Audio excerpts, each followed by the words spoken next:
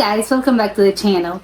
Today I'm gonna be reacting to a video called Swedish Meatballs, the secret I did not expect. So obviously I'm guessing this is gonna be like something about, I don't know, how you actually make Swedish like meatballs, like the actual recipe. I don't think I know, like I don't really know what the secret is to like Swedish meatballs, because I think probably when you think of like meatballs, I think you either think of like the Italian ones, you know, the ones that you put like in spaghetti, or, you know, the Swedish ones from IKEA. Although I know obviously like IKEA didn't actually invented them. They're a Swedish thing, but I don't really know what the actual difference is. Well, I think, actually I do know the difference. I think like the ones from Italy, like there's like some tomato sauce, some tomato base, and I think the Swedish ones do not have tomatoes, and besides they're like dry. So I don't know, but I'm excited. So let's check it out and comment, like, and subscribe. Hey guys, salut, this is Alex, welcome back to the Meatball Madness. Today I am in Sweden, I am in Stockholm, and I'm here obviously to learn everything there is to learn about Swedish meatballs. Right, so this is the place where we're going to. Okay. Looks very minimalist, underrated. What a place. This is the guy. Niklas. Yeah. Hey. Hey! How are you, man? Good, how are you, Alex? I'm good. Welcome to Stockholm. Whoa! Nice to meet you, man. I'm Niklas Ekstedt. I'm a chef and restaurateur here in Stockholm. And we're in the very middle of Stockholm in my restaurant. We work completely with old style Nordic cooking techniques. And then we have the flambadou here, where we cook with hot iron things like this. This is Florencia, she's the head chef here, she's from Argentina. Oh my god. This is okay. a cast iron stove that's from the 1850s. This Oh my god. smoker here. So completely fire based, and we use almost only birch. Only birch? Yeah. Flavor the birch with different flavorings. So cassis, currant. Currant, black currant. Yeah. You say Yeah, because I think when you cook, like, it's like when something, like when you make something like in a barbecue, like in the grill outside, it takes the flavor, I don't know, like it's sort of like smoky obviously, but I think it also like there's some sort of like a wooden taste. It's not actual wood, but I can't explain it, but it makes sense that if they're sort of like traditional, of course we're going to use these things because they really do like imbue the food with some of these flavors. I can't explain it, but it does, like the food does like taste like this, but not specifically like you're eating like a herb, but it does sort of like, it resembles that. No, I was just being fancy. this impart a flavor to the food, like acidic, tangy, Yes. or what? Wow! Yeah. Like the currant. Yeah. Started working with these techniques and learning about it, and there's so much to learn. And I'm only 40 years old, and I only have 40 more years, maybe 50 years to do this, and that stresses me. I wanted the cooking to be very rustic and very old style, but then I wanted the experience in the dining room to be more contemporary and more restaurant. Yeah, it looks very modern. Where do you want me? Let's maybe sit right there so we can enjoy the last remainings of light. It's not gonna be much. Vitamin D. Yes. You have like Volvo, ABBA, meatballs. It's the most Swedish thing there is. A lot of historians say it was Karl XII, a very conqueror king, who went to Turkey and brought with him the recipe. Yeah, I mean, it's very debated with the historians which king actually brought it to Sweden, but the recipe from Turkey. And then I'm guessing like it adapts, it becomes transforms, Swedish. it becomes Swedish. People are very conservative when it comes to meatballs in Sweden. So it's nothing you play around with. It's a touchy subject. Yes, very touchy. Probably very bad to have me in the kitchen on a touchy subject, to be honest. It's a little bit like the Italians are towards tortellinis or so on. So it's very that much bad. Yeah, the lingonberries. always serve lingonberries with meatballs. What are lingonberries? Like blueberries? Like mulberries? No. Cloudberries? Yes. No. So they grow in the forest like cranberries. The meatball might be rich or creamy, and then you need a bit of acidity. Yeah. I'm starving.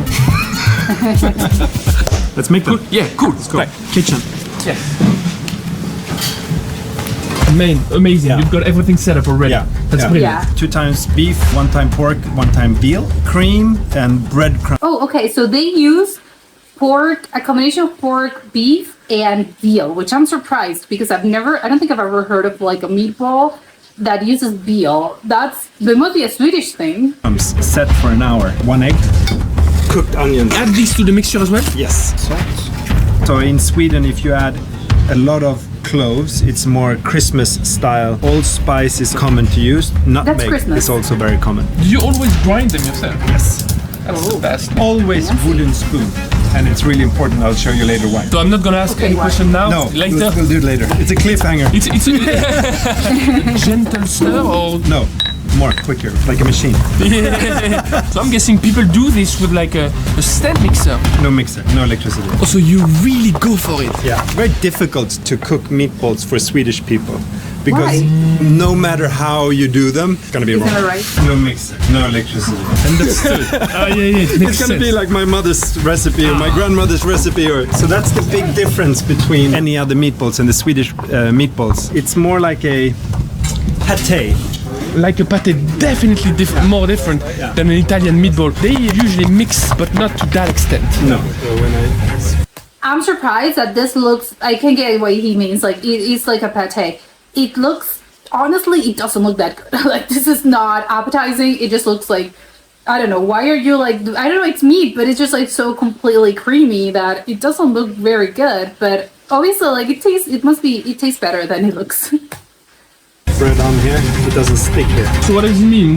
We are getting there? Yeah, we're getting there. Yeah. Okay, cool. Grab it around a little bit. And Okay. you can feel Okay. the texture of it. You're right. Yeah. It feels much more like a pate than Yeah. the classic meatball mixture Yeah. that I'm used to. Yeah. The size. That's the size. Small. Yeah. Tiny. It's gonna shrink a little bit. Yeah. Okay. That's a nice way to shape the meatballs because usually at my place, the way I would do this, I would shape them like this. You but do- in one hand, it's just like it's great. Yeah. I can't believe I'm learning to make meatballs in Sweden. You need It's to learn amazing. some Swedish too. So that's a very important point. Thank you so much for this. Yeah. So how Yeah, do you you're like- pronounce this? I say köttbullar. Yeah, but you need to do köttbullar. Köttbullar. There you go. Shit, If I say köttbullar to somebody, nobody's gonna understand what I'm talking about. These are the meatballs we have made. I mean, I did most of the job, Yeah. as you probably saw. the most irregular ones. But it's Definitely important come that from they're me. a little irregular because, of Yeah. course, meatballs is the most prefabricated thing in Swedish cooking. I mean, most households in Sweden today don't make their own meatballs. They buy them frozen, machine made in their So they are perfect shape. perfect and So- round, yeah. and the texture is. Yeah, I was wondering about that. I think maybe like apparently you can go to like any Swedish supermarket and you're gonna find them like in the frozen aisle, which I find like, and apparently they're good. You know, if the Swedish people are like good enough for the sweets, then it's good enough for everyone. So I'm guessing like they're good. So it's a good thing that they're actually frozen.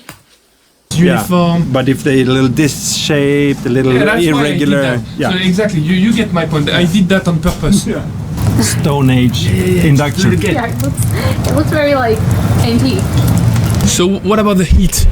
Yeah, do you go Medium, Yeah, high? Medium. Be pretty hard to control the heat with fire. You have to listen and smell.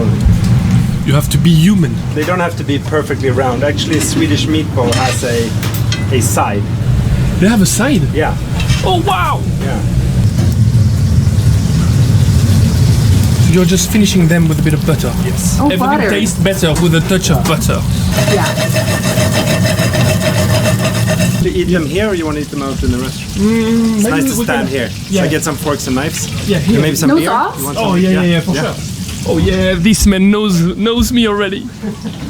A beer, a few meatballs. That's nice.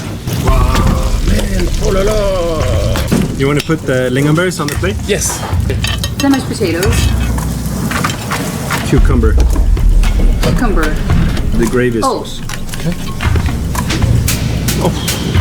Swedish beer. Oh way! It's funny because when you cook them, I thought they were amazing. Then you fry them in butter. I thought they were even more amazing. And then you added all this gravy and then a beer. It never ends. No. Yeah, it looks good. Is there any specific way to eat No, them? try them first as they They're are. very soft. Man. Yeah. They're super soft. I'm just gonna go like this first. Okay, good. Yeah. It's a meatball. Almost sweet, not sweet, but just The onions. the onions. Yeah. The caramelized onions. Oh, it works so well with this. The lingonberries. Every time I'm having a bite, I'm having a different emotion. Sour. Yeah, more. Thank you so much for this. Yeah. Nice having you in the house. Oh, wow. You like just keep it added a going. bit of gravy on top. It's just a cream gravy. So when you fry the meatballs, and you're almost done, You just add a little bit of cream. And so you're getting all the meat juices, all the caramelized bits, Yeah. everything that is incorporated Yeah. in this. Yeah. This is how it's supposed to be eaten? Yeah. Like, just, lang, lang, lang, lang. just eat it like a burger, or like Okay. it's lunch. Okay, so it's people's food. yeah. Yeah. I was expecting this to be tasty. Yeah, I would like mix it around. I would have like a bite of like the meatball, the cucumber, the mashed potato, and lingonberry. I would have everything. I would just like do a little bite with everything. And caramelized and Yeah. sweet and salty and savory. This I did not expect it. Maybe because of the lingonberries. Very acidic, Yeah. fruity, but they Yeah. have some just a touch of bitterness as well. Yeah. They really do. And that's amazing because that works so well with the sweetness of the meatball. Yeah. What about the cucumber? What are these? Okay, so there's just thin sliced cucumber with some etika. It's a Swedish vinegar, very strong vinegar. That's so good. Oh wow! It's like pickles. Look at this, we ate 2 pans of meatballs. I'm gonna keep on. It's too good. It's like more.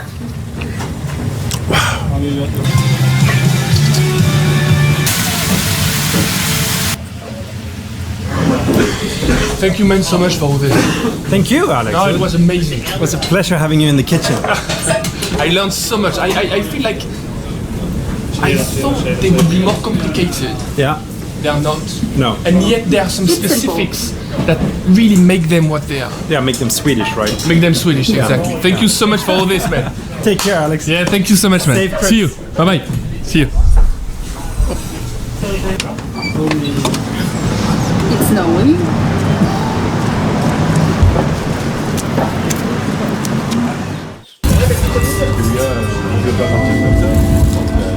Oh my god, At he's the leaving. airport right now. Yeah, those Swedish meatballs were, I was about to say good, it's not good. It's finger-licking good. The amazing experience that I had is not only related to food, it's also related to the fact that together with Niklas, we also cooked together. There was a fireplace. I felt welcome in this place. So at the end of the day, you get It's very cozy. that amazing tasting experience. Technique takeaway. Here's what I've got. First of all, they soak breadcrumbs not in milk but in cream. Those Is it heavier? meatballs were spicy, not in the sense of being hot, a slightly Christmassy vibe. Then there is something very important: the lingonberry on the side, plus the pickled cucumber. They are part of the dish. You don't eat meatballs on their own. You need to have that balance, basically, because without them, the whole dish would just be soft and caramelized and rich, and you need something to wake need you up. balance. Now, obviously, I would love to go back to Paris right now and cook some Swedish meatballs, but I feel like there's a problem. There's always a problem. Carl XII brought with him the recipe from Turkey. He's gonna go to cook turkey. I didn't lie to you. I said I was at the airport, but I didn't say which airport I was at. I'm now in Turkey. This is a simit and some chai. I'm here to understand everything there is to understand about Turkish kofta.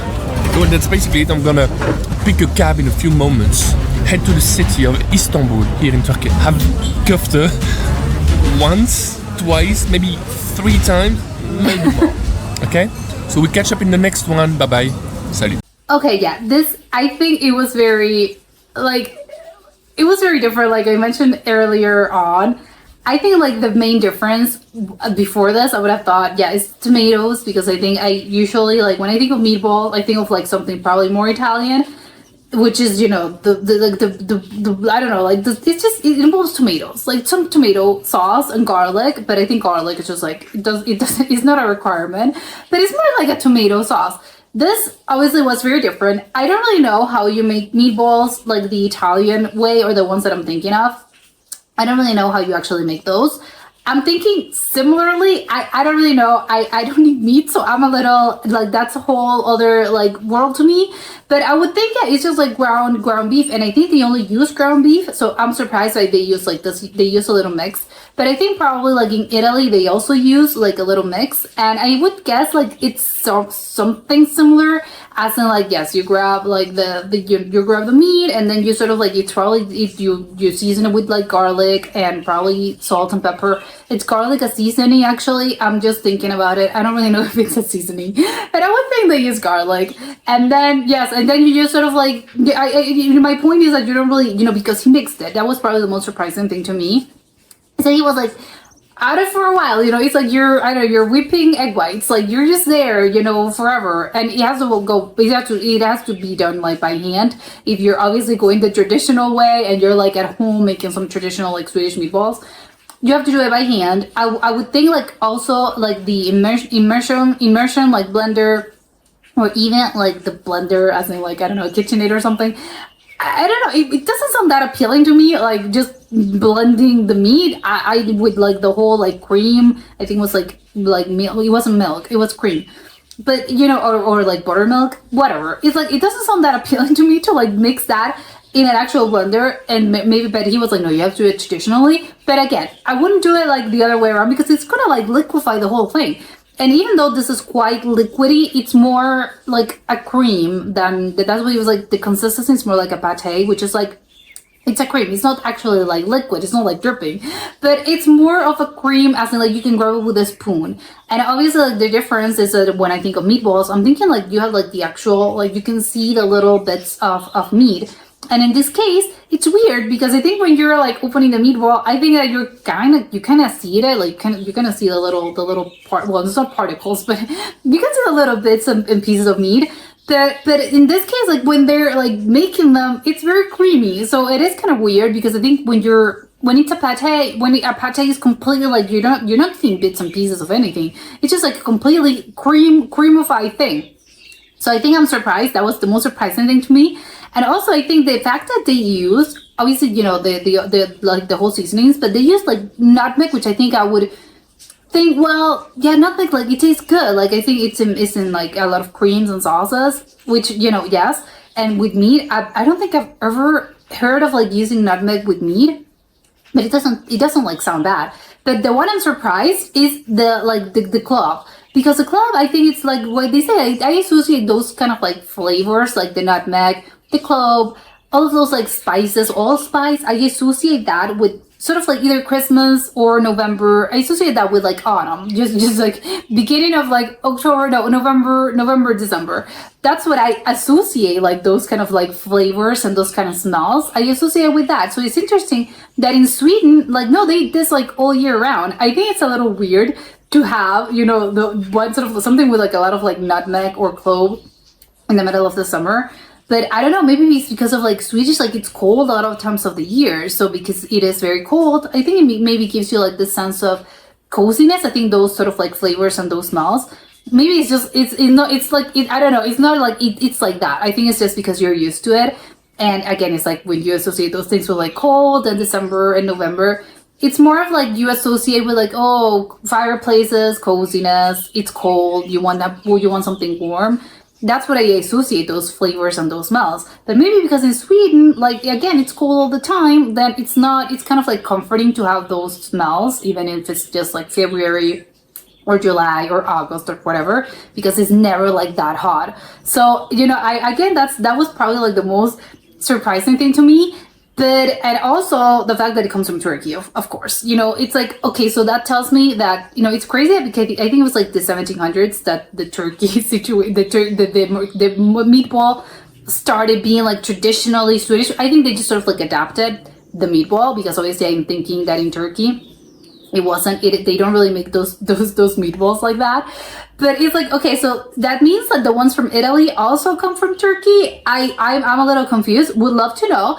Probably yes, Turkey, I think it's closer to Italy than it is to Sweden. So it makes sense to me that, oh, maybe the meatballs were invented in Turkey and they just sort of like expanded in other countries and other regions. And obviously each region like gave it its own like twist, because like he said, when you, again, with Italy, I associate, I know it's not really an Italian thing, but it's like you associate like spaghetti and meatballs, which I think is more like an American thing.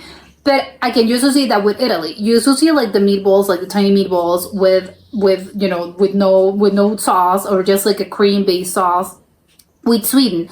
I don't really associate like Turkey with meatballs. Maybe it's just me. I think I associate, I don't even know like what Turkish like foods Turkish delight. That's not that doesn't come from Turkey. But I don't know, like I don't know, a kebab or falafel, the rice with lentils that also has cinnamon.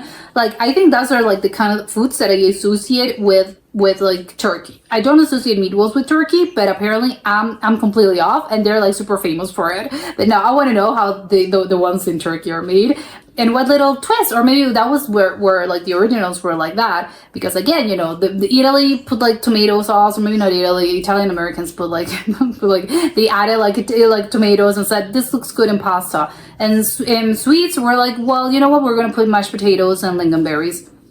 Which of course I love it. Everyone gives it like there's its own little twist, but it's crazy to think of like it came from Turkey and then like it's all the way up to Sweden and now it's they're famous there. So it's crazy what you can do and sort of like you make it your own. And I would have never had suspected that it actually came from Turkey. But yeah, I want to look it up now. But that was it for today, and I'll see you next time. Bye.